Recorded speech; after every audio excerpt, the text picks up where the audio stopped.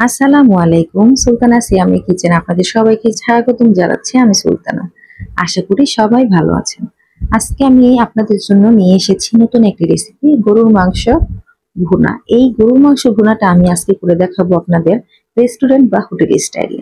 হোটেলে যেভাবে গরুর মাংসটা রান্না করে আমি আজকে আপনাদের সেই প্রসেসেই দেখাবো। এর জন্য আজকে আমি রান্নার জন্য নিয়ে নিয়েছি 1 কেজি গরুর মাংস, তেল চর্বি হাড় সহ। কারণ তেল চর্বি হাড় সহ রান্না করলে এই মাংসের স্বাদটা খুব ভালো হয়। আর এই যে রান্নার জন্য নিয়ে নিব আমি 2.5 কাপ দেশি ছোট পেঁয়াজগুলি। পেঁয়াজগুলি যদি আমি সব সময় দেশি পেঁয়াজ ব্যবহার করি তাহলে হবে কি রান্নার স্বাদটা খুব ভালো হবে। আর সাথে নিয়ে নিব একটা বড় সাইজের টমেটো আর কয়েকটি গোটা আস্ত কাঁচামরিচ। আর সাথে এখানে নিয়েছি আদা রসুন ধনিয়া জিরা বাটা। আর নিয়ে নিচ্ছি আমার রান্নার জন্য বেটে নিব যে মশলাগুলি, এই মশলাগুলি এখানে এলাচি আছে, জয়ত্রী আছে, জায়ফল আছে, কাজু বাদাম, কাঠবাদাম আছে। এখানে আমি কোনো দারচিনি ব্যবহার করবো না। শুধু এই মশলাগুলি বেটে আমার যতটুকু দরকার আমি এখানে ব্যবহার করব। দেখেন, আমরা যখন মশলা ব্যবহার করি তখন চেষ্টা করবেন যে মশলার দরকার শুধু সে অতটুকু ব্যবহার করতে, বেশি না। তারপরে চলুন রান্নায় চলে যাই। প্রথমে কড়াইটায় আমি পরিমাণ মতো তেল দিয়ে তার মধ্যে দিয়ে দিব 2 কাপ পরিমাণ পেঁয়াজ। আমি 2.5 কাপ পরিমাণ যে পেঁয়াজটা কেটেছি এখান থেকে আমি 2.5 কাপ দিব না, প্রথমে 2 কাপ পেঁয়াজ দিয়ে আমি রান্নাটা করব। আর বাকি হাফ কাপ আমি পরবর্তীতে রান্নার অন্য কাজে ব্যবহার করব। পেঁয়াজটা যখন হালকা একটু ভাজা হবে তখন আমি তার মধ্যে দিয়ে দিব আমার তরকারির প্রয়োজন অনুযায়ী 1 চা চামচ লবণ আর 3টা তেজপাতা। তেজপাতাটা দিয়ে লবণটা দিয়ে আমি সুন্দর করে পেঁয়াজটা এখন ভেজে নিব। আমি যখন পেঁয়াজটা ভাজবো কোনো তাড়াহুড়া করবো না, আমি আস্তে ধীরে সুন্দর করে ভাজবো। আর আমি এখানে সব গোটা মশলাগুলি আস্তে আস্তে করে দিয়ে দিব। দেখেন, আমি যদি এখন তেলের মধ্যে গোটা মশলাটা দিই তাহলে হবে কি এই ফ্লেভারটা ছেড়ে দিবে। আর ফ্লেভারটা যখন বের হয়ে আসবে তখন কিন্তু তরকারি যে স্বাদটা বা ঘ্রাণটা খুব ভালো আসবে। তাই আমি এখন দিয়ে দিব এখানে আমার গোটা মশলা। এখানে গোটা মশলা বলতে আমি 4টা দারচিনি আর 3টা এলাচ দিব। এখানে আমি আর কোনো ধরনের গোটা মশলা ব্যবহার করব না, কারণ আমি সব মশলা তো বেটে দিচ্ছি। তাই এখানে গোটা মশলা দেওয়ার কোনো দরকার হবে না। মশলাটা যখন পেঁয়াজটা যখন সুন্দরভাবে হালকা একটু ভাজা হয়ে যাবে তখন আমি এর মধ্যে দিয়ে দিব আমার কেটে রাখা টমেটোটা। টমেটোটা এখন যদি আমি দিই তাহলে হবে কি তরকারিতে যে কোনো মতো লবণটা দিয়েছি, লবণ দিলে টমেটোটা নরম হয়ে যায়। তেলের মধ্যে দেওয়ার কারণে টমেটোটা একটা যে ভাজাটা হবে, ভাজাটা ভালো একটা ফ্লেভার আসবে। আর টমেটোটা নরম হয়ে সিদ্ধ হয়ে তরকারির সাথে তাড়াতাড়ি মিশে যাবে। এতে আমার তরকারি কালারটাও ভালো হবে, স্বাদও ভালো হবে। এই জন্য আমি আগে আগে টমেটোটা দিয়ে দিচ্ছি। টমেটো দেওয়ার পরেও আমি সুন্দর করে ভেজে নিচ্ছি পেঁয়াজটা। পেঁয়াজটা ভাজার সাথে সাথে টমেটোটাও ভাজা হয়েছে। দেখেন, টমেটোটা কিন্তু স্কিনটা কিন্তু ছেড়ে আসছে, তার মানে টমেটোটা হয়ে যাচ্ছে। পেঁয়াজটা হালকা একটু ব্রাউনিশ ভাব এসেছে। আমি এর থেকে বেশি বেরেস্তার মতো করে পেঁয়াজ ভাজবো না, একটু কাঁচা কাঁচা ভাবে এইভাবেই পেঁয়াজটা দিব। এখন আমি দিয়ে দিব আমার সেই আদা রসুন বাটাটা। এখানে আমি নিয়েছিলাম 2 চা চামচ আদা বাটা, 1.5 চা চামচ রসুন বাটা আর 1 চামচ জিরা বাটা। আর নিয়েছিলাম হাফ চা চামচ ধনিয়া বাটা। একটি স্বাদে ম্যাজিক মশলা মানে ম্যাগি মশলাটা দিয়েছি একটা। এটা আমি দিতাম না। আমাদের এখানে মারো হোটেল আমার বাবার সাথে একদিন যখন খেতে যাই তখন তাতে গরুর মাংস থেকে ভালো লাগছিল খেতে, কিন্তু তাদের মশলার মধ্যে আমি এই ফ্লেভারটা বা এই স্বাদটা পেয়েছিলাম।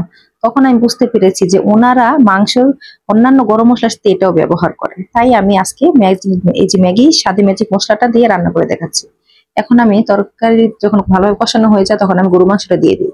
গরু মাংসটা দেওয়ার পরে আমি 10 মিনিট ঢেকে রান্না করি। 10 মিনিট যখন ঢাকি তখন দেখবেন আস্তে আস্তে করে একটু পানি বের হয়ে এসছে। এখন আপনি এই পর্যায়ে কোনো তরকারিতে পানি দিব না। এই পানির মধ্যে আমি আস্তে আস্তে কম আগুন, একটু মিডিয়াম টু লো হিটে আস্তে আস্তে করে রান্না করব মাংসটা, যাতে সুন্দরভাবে একটা কষানো হয়। আমি বারবার ঢেকে দিব, বারবার নাড়াচাড়া করে আবারই করব, যাতে রান্নাটা ভালো হয়। দেখেন, আমি কিন্তু বারবার ঢেকে দিচ্ছি আর করছি। আমার প্রয়োজন মতো আমি কম বেশি চুলার আগুন আমি করে রাখছি, আমি একটু কমিয়ে রান্না করছি। দেখেন তরকারি কালারটা কত সুন্দর হয়ে আসছে। এই পর্যায়ে আমি দিয়ে দিব কয়েকটি কাঁচা মরিচ। আর সাথে দিয়ে দিব আমার সেই যে গরম মশলায় এলাচি, তারপরে 2টো বাদাম, 2 রকমের বাদাম, জায়ফল, জয়ত্রী যেটা বা পেস্ট করে রেখেছিলাম না, ওইখান থেকে আমি দিয়ে দিব চা চামচের 1 চামচ মশলা। দেখেন, 1 চামচ থেকে একটু কম দিয়েছি আমি, যেহেতু গোটা মশলা দিয়েছি এখানে এতটুকু দিলেই হয়ে যাবে। আর আমি এখানে ব্যবহার করেছিলাম ওই যে হাফ কাপ পেঁয়াজ ছিল না, ওই হাফ কাপ পেঁয়াজটা কাঁচা পেঁয়াজটা আমি কিন্তু আমি এখানে দিয়ে দিয়েছিলাম, কিন্তু আমার অ্যাড করতে মনে ছিল না, আমি তাই করতে পারিনি। কিন্তু আপনারা এখনই এটার সাথে পেঁয়াজটা দিয়ে দিবেন, দিয়ে আবার ঢেকে দিবেন 15 মিনিটের জন্য। এভাবে ঢেকে ঢেকে রান্না করলে মাংসটা খুব সুন্দর একটা কষানোর মধ্যে এসে পড়বে, তখন আপনার তরকারিটা কিন্তু খেতে খুবই ভালো লাগবে। কারণ এই যে কষানোর মধ্যেই কিন্তু গরু মাংসটা হাফ সেদ্ধ হয়ে যাবে। দেখেন কাঁচা মরিচটা যখন আমি দিয়েছি, গরম মশলাটা একটা এত সুন্দর ঘ্রাণ আসছিল, এত আসছিল, গরম করেছি বলক আসছিল এমন সুন্দর, এই জন্য আপনাদের একটু দেখাচ্ছি যে দেখেন তরকারির রংটা কি সুন্দর হয়েছে, খুব পারফেক্ট পারফেক্ট একটা ভাব এসে পড়েছে। আমার রান্না কিন্তু হয়নি এখনো, তরকারিটা ভালোভাবে কষানো, পানি দেওয়া বাকি আছে। দেখেন আমার তরকারিটা কত সুন্দর লাগছে, তাই না? আসলে কি রান্না হলো যার যার নিজের কাছে একটু সময় নিয়ে ধৈর্য সহকারে আস্তে আস্তে রান্না করলে সব রান্নাই ভালো হয়। হয়তো কখনো আমাদের হাতের রান্না ভালো লাগে না, এটা এমন হয়ই। দেখেন আমার তরকারিটা যখন ভালোভাবে কষানো হয়ে গেছে, তখন এটা মধ্যে থেকে আমি যে তেজপাতাগুলি ছিল, ওই তেজপাতাগুলি রান্নায় খুব সমস্যা করছিল, তাই ফেলে দিলাম। আসলে মানুষ এমনই, যখন যাকে দরকার তাকে ব্যবহার করে, তখন তাকে ব্যবহার করে, আর যখন দরকার নাই তখন তাকে ছুঁড়ে ফেলে দেয়। আমরা তার ব্যতিক্রম নই। আমারও কাজ শেষ, তাই আমাকে ফেলে দিলাম। দেখেন মাংসটা সুন্দরভাবে কষানো হয়ে গেছে। আমি যে কাঁচা পেঁয়াজ দিয়েছিলাম আপনাদের, তো আমি বললাম, এই দেখেন আমি কিন্তু কাঁচা পেঁয়াজটা দিয়েছিলাম, বললাম না আমার একটা স্কিপ মানে ভুল হয়ে গেছে, এটা আমার ভিডিওতে দেওয়া হয়নি। আপনারা অবশ্যই কাঁচা পেঁয়াজটা দেওয়ার চেষ্টা করবেন। এখানে কাঁচা পেঁয়াজটা দেওয়ার কারণেই তরকারি, আমি যেহেতু খুব বেশি মশলা ইউজ করিনি, তাহলে এই পেঁয়াজটার কারণে এই মশলাটা একটু ঘন হবে, খেতেও ভালো লাগবে। দেখেন অনেক সুন্দরভাবে কষানো হয়েছে, তেল চর্বিগুলিও দেখতে খুব ভালো লাগছিল। আমি একটু উঠানোর চেষ্টা করেছিলাম কিন্তু ওঠেনি। দেখেন একবারে ভালোভাবে কষানো হয়ে গেছে, একবারে তরকারিটা একবার পাতিলে গা থেকে ছেড়ে ছেড়ে আসতে তেলটা উপরে এসে পড়েছে। আমার মাংস কিন্তু এখানে 80% রান্না হয়ে গেছে। এখন আমি বাকি 20% পানিটা যে দিব, এখন এই 20% এই বলক আসলে সুন্দরভাবে এখানে আবার হয়ে যাবে, পানি দেওয়ার পরে 20% হয়ে যাবে, আমার মাংসটা পারফেক্ট ভাবে রান্না হয়ে যাবে, ভালো সিদ্ধ হবে। এখন চলুন তরকারিতে পরিমাণ মতো পানি দিয়ে দিই।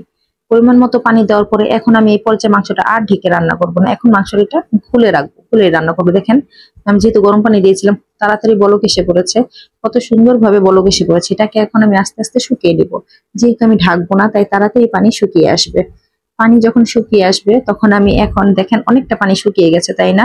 আমি কিন্তু এতখানি ঝোল রাখবো না, যেহেতু আমি হোটেলের মতো রান্না করব বা রেস্টুরেন্টের মতো রান্না করব, তাই আমি এখানে কোনো ঝোলের পরিমাণ বেশি রাখবো না, আমি একটু কষানোর মধ্যে রাখবো। কারণ রেস্টুরেন্ট বা হোটেলগুলিতে মাংসতে অমন ঝোল করে রান্না করে না, ওরা এগুলো এইসব এই ধরনের মাংস ভুনাগুলি বা কড়াই গোস্ত যেটাকে বলে, এইভাবে রান্না করলে ওরা কিন্তু কখনোই ঝোল টোল এমন রাখে না, ঠিক আছে?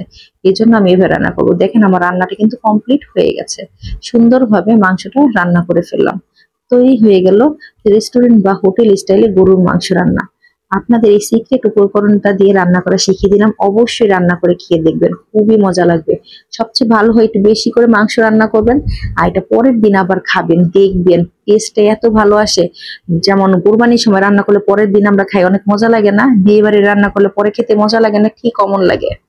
তৈরি হয়ে গেল আমার হোটেল স্টাইলে বা রেস্টুরেন্ট স্টাইলে গরুর মাংস ভুনা। আশা করি আপনাদের কাছে অনেক ভালো লেগেছে। আপনারা সবাই এমন করে প্রতিটি রেসিপি আমার দেখে আমার পাশে থাকবেন, লাইক কমেন্ট শেয়ার করে সাবস্ক্রাইব করে চ্যানেলটির পাশে থাকবেন। আশা করি সবাই ভালো থাকবেন, সুস্থ থাকবেন। আল্লাহ হাফেজ।